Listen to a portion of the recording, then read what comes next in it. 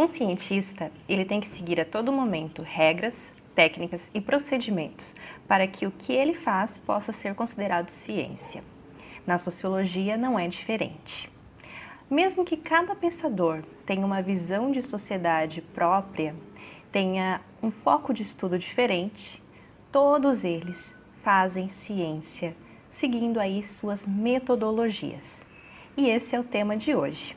Mas vamos olhar especificamente para Émile Durkheim, sua metodologia e a sua visão de sociedade.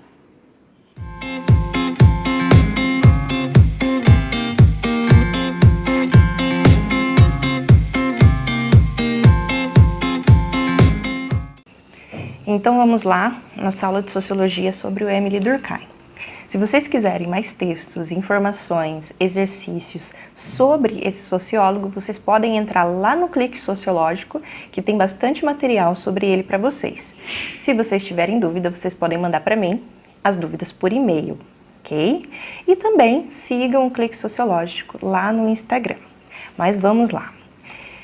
Quando falamos de David Émile Durkheim, precisamos ter em mente que ele é considerado um clássico da sociologia, porque ele foi um dos principais pensadores, aí um dos fundadores de todo o pensamento sociológico, de toda forma de se fazer ciências sociais lá no final do século XIX, início do século XX, ok?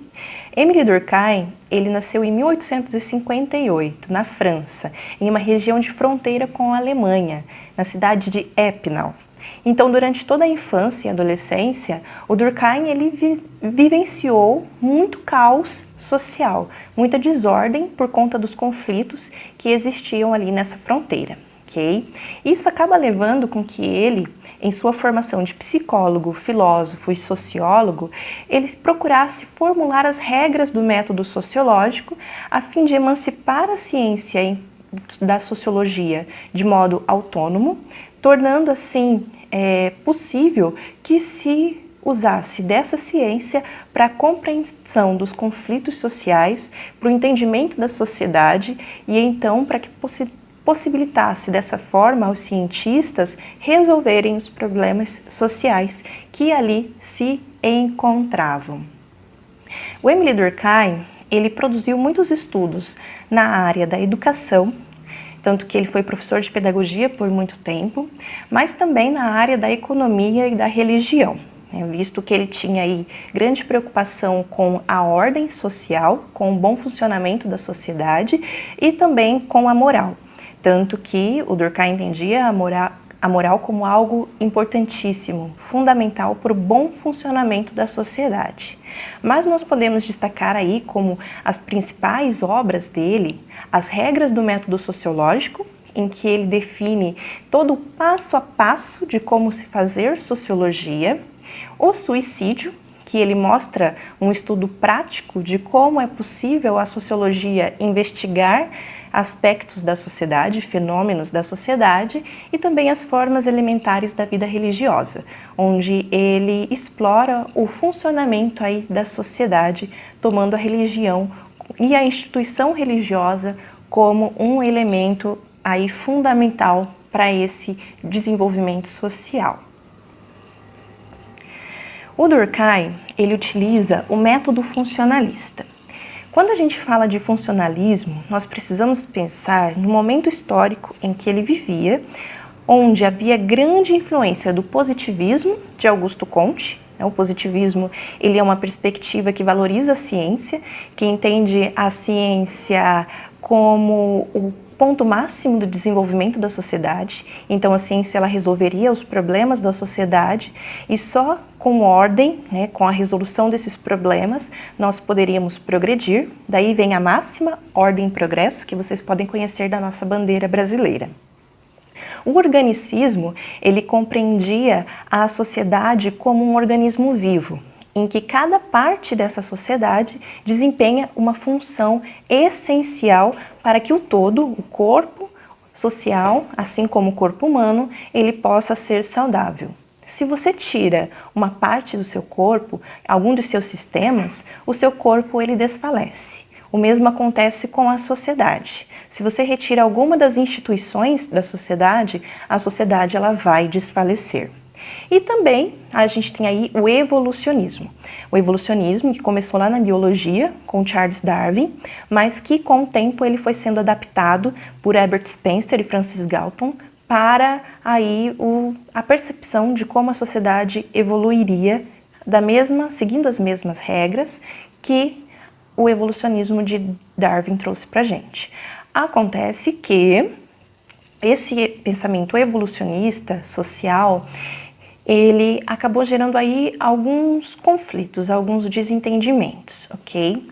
Porque ele era visto como um pensamento muito preconceituoso, determinista e bem problemático quando aplicado às regras da sociedade e da dinamicidade que existe dentro da sociedade. Tá? Então era visto inclusive como um pensamento etnocentrista, uma vez que colocava a sociedade europeia aí no centro dessa perspectiva de mundo desenvolvido.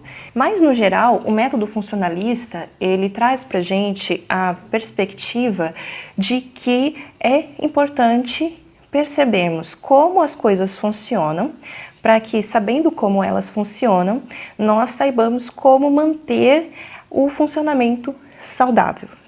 Bem repetido mesmo. Então você precisa conhecer uma realidade, você precisa saber quais são suas regras, suas leis. Naquela época eles acreditavam que assim como na química e na física existem leis científicas, na sociedade essas leis elas também se aplicariam e dessa forma o cientista social, o sociólogo, ele descobriria quais eram essas leis e então aplicaria aí essas regras de funcionamento em todas as situações de caos, de mau funcionamento social. Para isso, o método funcionalista, assim como o Durkheim, ele defende a neutralidade e a objetividade absoluta, extrema.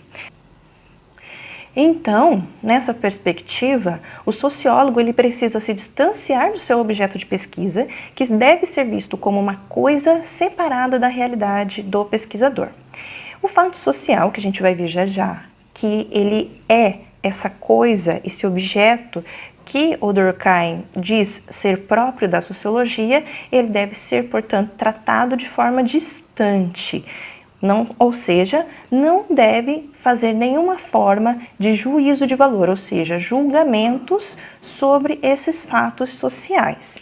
Então, por mais que algum fato social, alguma realidade pesquisada, alguma situação em que o cientista está se debruçando, ele seja uma situação que vá contra os valores, as crenças daquele pesquisador, o Durkheim acredita aí que esse pesquisador ele tem que saber se manter afastado emocionalmente, valorativamente desses aspectos que ele está pesquisando, ok? Então vamos ao próximo tópico. Na perspectiva de Durkheim, a sociedade ela prevalece sobre o indivíduo. Isso quer dizer que o indivíduo ele não tem tanta autonomia quanto ele pensa que tem. O indivíduo a todo momento, a maneira como ele pensa, como ele age, a maneira inclusive como ele sente as suas emoções está sendo determinada e influenciada pela sociedade, pela coletividade na qual esse indivíduo está inserido. Por isso que o Durkheim ele se preocupa aí com 3 aspectos fundamentais para o bom funcionamento da manutenção da ordem dessa sociedade. O primeiro dele é a coesão social. Essa coesão social é quando todas as peças elas estão se encaixando. É quando tudo está funcionando bem. É um bom funcionamento, é um bom equilíbrio entre toda a estrutura e toda a integração social. Ou seja, as leis, as normas, as regras, elas que são dinâmicas e necessárias, elas são respeitadas aí pelo todo social. Todos estão falando na mesma língua, porque todos eles possuem consciência coletiva.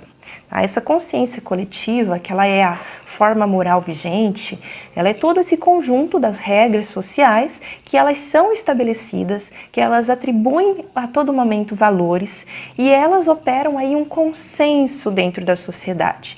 Então a consciência coletiva são aquelas percepções que nós temos enquanto próprias da nossa realidade.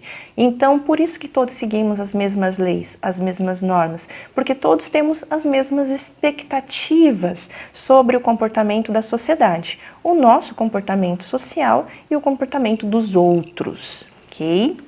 E quando nós estamos todos aí seguindo essa mesma coesão e partilhando dessa consciência coletiva, é possível então que ocorra a integração social, ou seja, quando há aí um sentido de significado e de propósito para a vida de todos nós, né? Nós conseguimos seguir as mesmas leis, as mesmas regras e nós entendemos o quanto isso é importante para o bom funcionamento da nossa sociedade. Isso tudo permite um suporte social que vai evitar aí que ocorram personalidades ou comportamentos desviantes de pessoas que não se encaixam nessas regras, nessas normas e nessas expectativas.